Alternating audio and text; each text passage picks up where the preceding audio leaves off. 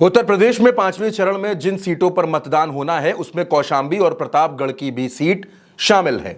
इन दोनों सीटों पर राजा भैया की वजह से सारे समीकरण बदल चुके हैं, क्योंकि राजा भैया ने ऐलान किया था कि उन्होंने अपने समर्थकों को स्वतंत्र कर दिया है कि जिसका भी समर्थन करना हो उसका समर्थन करें और उसे वोट दें। इस लोकसभा चुनाव में जिनको जहां मतदान करना हो, आशीर्वाद देना हो, वो दें।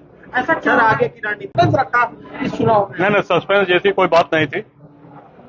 जैसा कि आप लोग जानते हैं, जनसत्ता दल का कोई भी प्रत्याशी इस संसदीय चुनाव में कौशाम्बी और प्रतापगढ़ में नहीं लड़ रहा।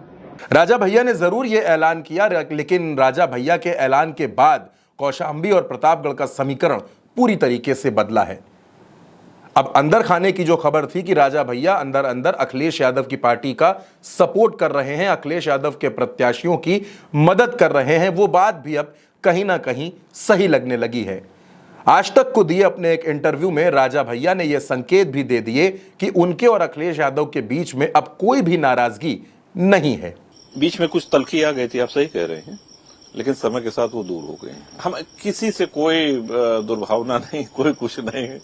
हम एकदम प्रसन्न हैं और अपने निर्णय से संतुष्ट हैं, और हम ही नहीं संतुष्ट हैं, हमारे सारे कार्यकर्ता, समर्थक, सभी मतदाता और जनसत्ता दल के जो भी पदाधिकारी हैं, सबको हमने यही संदेश कहा, सब संतुष्ट हैं। अब दोस्तों, राजा भैया के समर्थन के बाद, या ये कह लीजिए अघोषित समर्थन के बाद, कौशाम्बी की सीट का समीकरण कितनी तेजी से बदला है उसका सबूत ये वीडियो भी है, जिसमें समर्थक राजा भैया जिंदाबाद के नारे लगा रहे हैं और राजा भैया के साथ साथ समाजवादी पार्टी जिंदाबाद के नारे गूंज रहे हैं।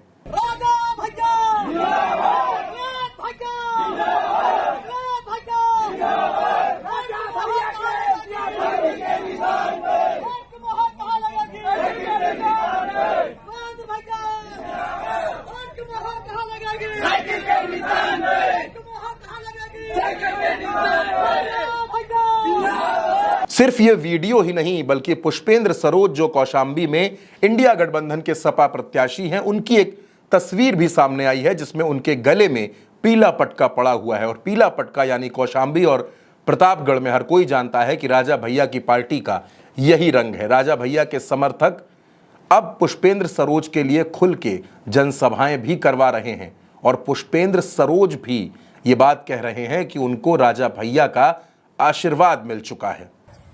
मेरी माताओं से विशेष, पहला बटन साइकिल का बटन है, आप पहला बटन दबाइएगा और मैं यकीन के साथ कह सकता हूं कि अब भैया का भी आशीर्वाद मिल गया है तो ऐतिहासिक जीत होने वाली है। दोस्तों, ये बात तो हो गई समर्थन की और राजा भैया ने जिस तरीके से संकेत दिए हैं उसकी, लेकिन अगर कौशाम्बी के जातीय समीकरण पर हम सबसे पहले बात करें तो जो कौशाम्बी की लोकसभा है वो एक सुरक्षित सीट है और इस सीट पर सबसे जो इंपॉर्टेंट फैक्टर है वो है ठाकुर वोटर्स का, और ठाकुर वोटर्स इस सीट पर 1,40,000 हैं।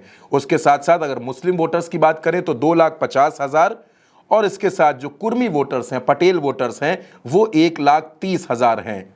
यानी कि इन सारे समीकरणों को अगर आप जोड़ लें और इसमें यादव वोटर्स वो भी 1,40,000 के आसपास हैं, तो समीकरण बहुत हद तक समाजवादी पार्टी के प्रत्याशी पुष्पेंद्र सरोज के पक्ष में नजर आते हैं। जो सीट कौशाम्बी की है उसमें 5 विधानसभा सीटें आती हैं। इन 5 सीटों पर 3 सीटों पर समाजवादी पार्टी का कब्जा है और 2 सीटों पर जनसत्ता दल का। वो सीटें कौन कौन सी हैं? इसमें एक सीट है बाबागंज की, जहां जनसत्ता दल के विधायक हैं विनोद सरोज। दूसरी सीट कुंडा की है, कुंडा में खुद राजा भैया विधायक है, जनसत्ता दल की यह सीट है। इसके बाद सीट है सिराथू, पल्लवी पटेल यहां समाजवादी पार्टी की विधायक है। भले ही पल्लवी पटेल यहां पर इंडिया गठबंधन के साथ नहीं है, उन्होंने ओवैसी के साथ अपना एक अलग मोर्चा बनाया है और उसे पीडीएम नाम दिया है, लेकिन पल्लवी पटेल इस सीट की विधायक है। समाजवादी पार्टी से वो जीती थी, केशव मौर्य को 2022 में चुनाव हराया था। अगली सीट है मंझनपुर। मंझनपुर की सीट पर इंद्रजीत सरोज विधायक है। इंद्रजीत सरोज पुष्पेंद्र सरोज के पिता हैं और 2019 के लोकसभा चुनाव में वो यहां चुनाव लड़ चुके हैं। और अगली सीट है चायल की। चायल में पूजा पाल विधायक है, समाजवादी पार्टी की हैं, लेकिन राज्यसभा चुनाव में इन्होंने क्रॉस वोटिंग की थी भारतीय जनता पार्टी के पक्ष में। अब दोस्तों, अगर 2019 के रिजल्ट की बात करें, 2019 में कौशाम्बी सीट पर विनोद सोनकर को जीत मिली। भारतीय जनता पार्टी के वो प्रत्याशी थे और इस बार भी विनोद सोनकर ही बीजेपी के प्रत्याशी हैं। और विनोद सोनकर जिस तरीके से खुलेआम राजा भैया को धमकी दे रहे हैं, उनका जो तरीका है वो भी राजा भैया के समर्थकों को अखर रहा है। और अब तो गुंडा और बाबागंज का भी मैदान खाली है कि नहीं? अब वहां भी आदरणीय केशव भाई कह रहे थे इस बार वो दोनों विधानसभा में भी कमल खिलने जा रहा है। 2019 का जो समीकरण था, 2019 में जो परिणाम था, उस समीकरण के हिसाब से भी अगर आप देखेंगे तो राजा भैया का सपोर्ट मिलना पुष्पेंद्र सरोज के लिए बड़ी ताकत है। वो इस तरह से है क्योंकि पिछले चुनाव में विनोद सोनकर को वोट मिले 3,83,000, जबकि इंद्रजीत सरोज जो सपा बसपा गठबंधन के प्रत्याशी थे उनको वोट मिले 3,44,287। यानी अगर जीत हार के अंतर की आप बात करें तो जीत हार का अंतर 38,722 वोटों का है। यह अंतर बड़ा मालूम देता है, लेकिन अगर आप पिछले चुनाव में जनसत्ता दल के प्रत्याशी के वोट को देखेंगे, जनसत्ता दल के यहां प्रत्याशी थे शैलेंद्र कुमार और उनको वोट मिले 1,56,406, और अब जनसत्ता दल का प्रत्याशी इस सीट पर इस बार मैदान में नहीं है। यानी ये 1,56,000 वोट राजा भैया के समर्थन से पुष्पेंद्र सरोज के साथ जुड़ सकते हैं। दोस्तों, पिछले चुनाव में एक और रोचक बात कौशाम्बी की सीट पर देखने को मिली।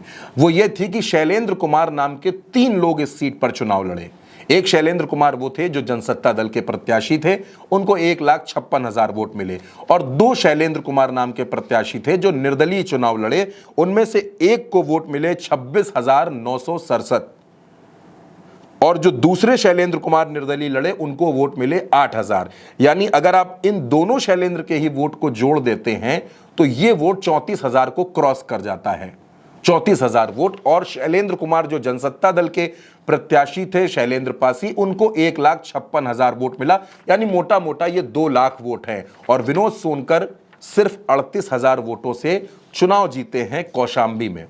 ये बात कौशाम्बी की है, लेकिन प्रतापगढ़ में भी राजा भैया का मजबूत असर है। अगर बात प्रतापगढ़ की करें तो प्रतापगढ़ में संगम लाल गुप्ता इस बार चुनाव लड़ रहे हैं, सिटिंग सांसद हैं, पिछली बार चुनाव जीते थे और पिछली बार 4,36,291 वोट इनको मिले थे, जबकि सपा बसपा गठबंधन से यहां ये सीट बीएसपी के खाते में थी और अशोक त्रिपाठी यहां चुनाव लड़े थे, उनको 3,18,539 वोट मिले, और जो जीत हार का अंतर था वो 1,17,000 वोटों का था। लेकिन प्रतापगढ़ की सीट पर राजकुमारी रत्ना सिंह जो कांग्रेस की प्रत्याशी थी उनको 77,000 वोट मिले। लेकिन प्रतापगढ़ में इस बार कांग्रेस चुनाव नहीं लड़ रही है। कांग्रेस ने अपना समर्थन समाजवादी पार्टी को यहां दे रखा है। गठबंधन के प्रत्याशी यहां पर हैं एसपी सिंह पटेल जो प्रतापगढ़ की सीट पर चुनाव लड़ रहे हैं। लेकिन जो सबसे इंटरेस्टिंग फैक्टर रहा प्रतापगढ़ में पिछली बार वो ये था कि जनसत्ता दल ने यहां अक्षय प्रताप सिंह गोपाल जी को चुनाव लड़ाया। गोपाल जी इस वक्त उत्तर प्रदेश की विधान परिषद के सदस्य हैं, एमएलसी हैं, जनसत्ता दल में हैं और राजा भैया के बेहद करीबी लोगों में उनका नाम है। अक्षय प्रताप को पिछले चुनाव में यहां वोट मिले 46,000 वोट अक्षय प्रताप के और राजकुमारी रत्ना सिंह के 77,000 वोट। ये दोनों वोट भी इस बार प्रतापगढ़ की सीट पर सपा और कांग्रेस का जो गठबंधन है, इंडिया गठबंधन, उसके साथ प्लस हो सकते हैं। यानी प्रतापगढ़ और कौशाम्बी ये दोनों सीटें वो सीटें हैं जहां राजा भैया निर्णायक फैक्टर हैं, और राजा भैया का सपोर्ट, भले ही राजा भैया खुलकर इस बात को ना बोल रहे हों, लेकिन राजा भैया का जो समर्थन है वो दोनों ही सीटों पर इंडिया गठबंधन के साथ है।